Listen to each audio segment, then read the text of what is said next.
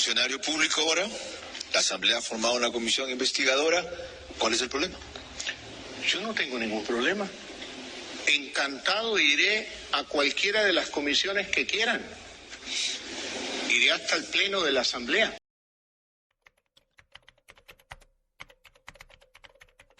Quisiera empezar por analizar las consecuencias internacionales de que el presidente del Ecuador sea considerada por la prensa mundial como un evasor de impuestos. Esto es supremamente perjudicial para la imagen del país, para el propio presidente de la República, para nuestra estabilidad democrática.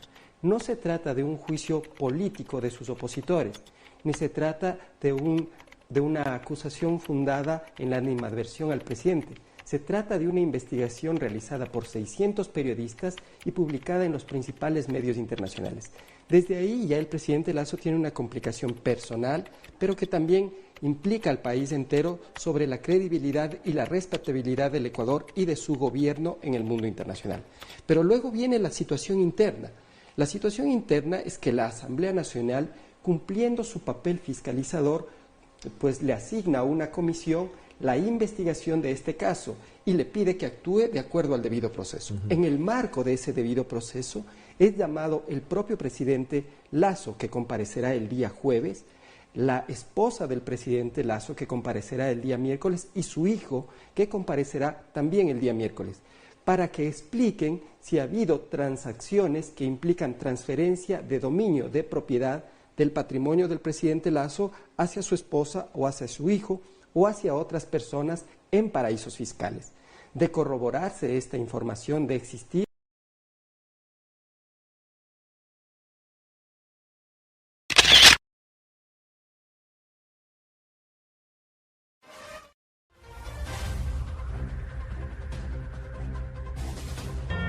La filtración de los Pandora Papers ha causado distintas reacciones en los países en los que sus líderes están involucrados.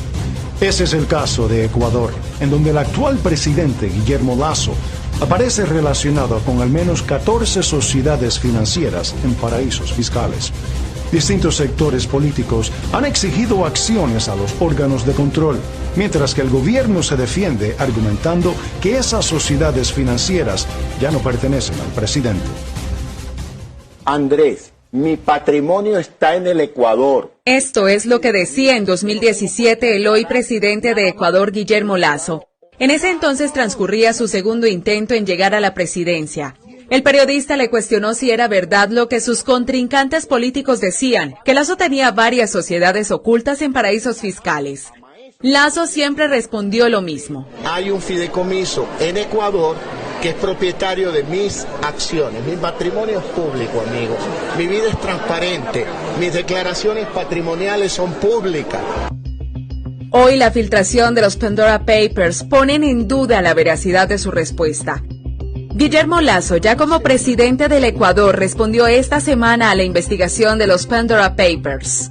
Al crearse la ley de 2017 que impide a candidatos tener inversiones en el exterior, me deshice automáticamente de todas esas empresas. Esta respuesta ha causado reacciones en Ecuador. Yo me deshice. Pues pese a que el presidente aclaró que ya no le pertenecen, los ecuatorianos han pedido que aclare de qué forma se deshizo de esas sociedades ocultas en paraísos fiscales. Pues si las vendió, debió haber pagado impuestos por la venta, y si las donó, debió haber pagado impuestos a la herencia aún vigente en Ecuador. Es justamente este impuesto el que Guillermo Lasso propone eliminar en una ley que impulsó a los pocos meses de llegar al gobierno. Esta ley ha recibido severas críticas desde la Asamblea Nacional, el órgano legislativo ecuatoriano. Por aquellos corruptos que se llevan el dinero del Ecuador a depositarlo en paraísos fiscales, porque tienen que esconder el dinero mal habido. Funcionario público ahora, la Asamblea ha formado una comisión investigadora. ¿Cuál es el problema? Yo no tengo ningún problema. Encantado iré a cualquiera de las comisiones que quieran. Iré hasta el pleno de la Asamblea. Para abordar una situación de criminalidad desesperada en el país. Durará 60 días. ¿Cómo valora usted esta decisión? Bueno, el presidente Lasso ha señalado que hay un desbordamiento de la actividad delictiva. Eso implica de que el Estado de Derecho, o al menos el marco del Estado de Derecho, se siente incapaz de responder en una situación de normalidad frente a la delincuencia. Esto quiere decir que es una medida del estado de excepción, una medida que contradictoriamente está frente a una existencia de una política, de un programa, de un plan de seguridad ciudadana o de lucha contra la criminalidad, en este caso contra el narcotráfico concretamente. Pero esta medida del estado de excepción paradójicamente surge, insisto, cuando hay una existencia de movilizaciones sociales, hay una presencia de actores sociales insatisfechos con las políticas o con las recetas neoliberales del gobierno, entre esos el escándalo Pandora Papers. Hay también un problema de violencia del narco y por supuesto la visita del secretario de Estado de los Estados Unidos, donde va a tratar temas económicos, donde va a tratar temas migratorios y también la lucha contra el narcotráfico. En ese sentido, las políticas que parecería se inscriben en el marco de la seguridad pública a través de esta medida de estado de excepción, no señalan concretamente cuáles son los derechos que se suspenden, como la libertad de asociación, pero implícitamente el sacar el ejército a las calles pone de facto la imposibilidad de transitar o de una existencia de protestas sociales en este caso. Pero a ver, profesor, estamos hablando en el contexto inmediato del asesinato de un niño en la vía pública, de 1.900 homicidios, decíamos recién en nuestro informe, 1.900 homicidios solos entre enero y octubre de este año, lo que supone además un importante incremento respecto al año pasado.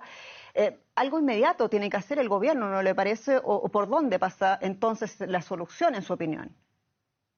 Sin duda que tiene que hacer algo inmediato. No olvidemos que incluso los señalamientos del padre de este niño que lamentablemente falleció en un cruce de balas señalaba, insisto, de la desproporción de haber sacado el arma del agente de seguridad pública, el agente de policía. Estas situaciones que se dan son medidas a corto plazo que se inscriben en una especie de soluciones como palos de ciego.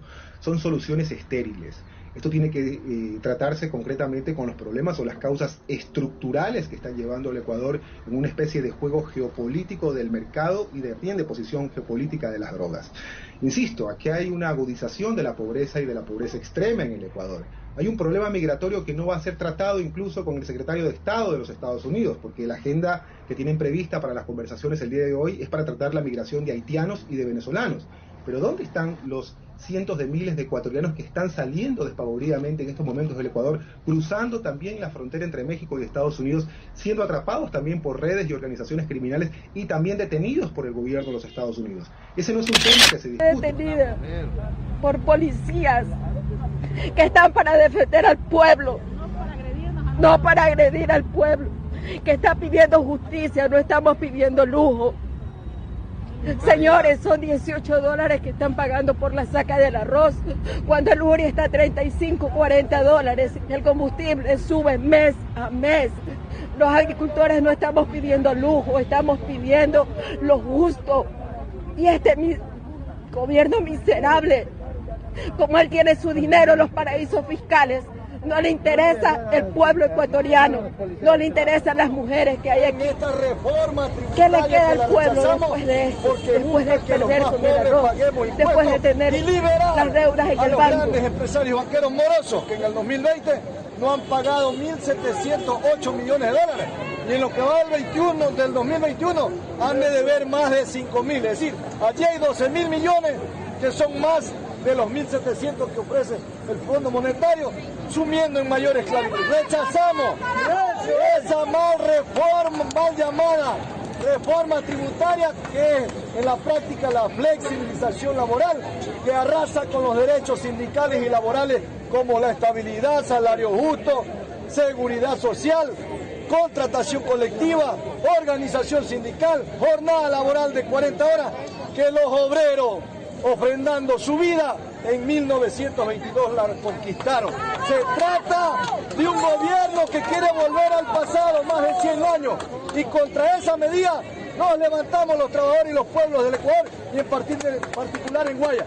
Por eso vamos a una gran movilización después de esta jornada, el próximo martes 26, conjuntamente con el FUD, el Frente Popular, la CONAIE, la FEINE y todas las organizaciones sindicales y populares que estamos en contra de estas medidas de hambre, de esclavitud, de un gobierno enemigo de la patria y de los trabajadores y los pueblos.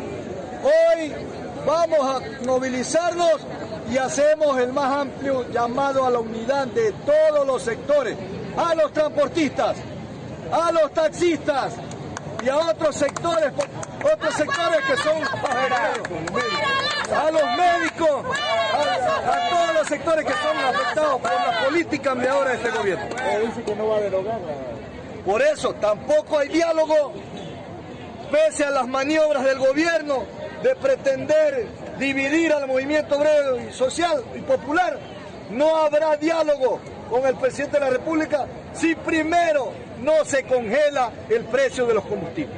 El tema de los Pandora Papers, eso es un tema tremendamente delicado, que ojo, si bien se conocía, esta información nace de un consorcio de periodistas que forma parte del Diario El Universo, que es un medio ecuatoriano con sede en Guayaquil, que es un medio nacional. Entonces, son temas muy delicados y que adicionalmente hay que investigar, porque sí hay indicios de supuestas responsabilidades. Y para efectos de la salud democrática del país, para solucionar todos estos problemas, es mejor que se realice una verdadera investigación desde la Contraloría, desde la Fiscalía y desde la propia Asamblea Nacional Legislativa. Les voy a indicar documentos que dan cuenta de la propiedad de la familia del señor presidente de la República, Guillermo Lasso, del banco que tiene en Panamá, donde está vigente todas estas formas de hacer economía, prohibida para el Ecuador. El problema del presidente es los papeles de Pandora que le involucran en sus errores y contradicciones con la ley ecuatoriana. Y eso le tiene asustado al señor presidente de la República. ¿Qué podemos hacer frente a eso? Que se investigue y que los organismos pertinentes digan lo que ha pasado. Aquí no hay ninguna conspiración. Aquí los ecuatorianos lo que queremos es estabilidad política, económica, social. Un espacio en televisión nacional para emitir acusaciones muy graves.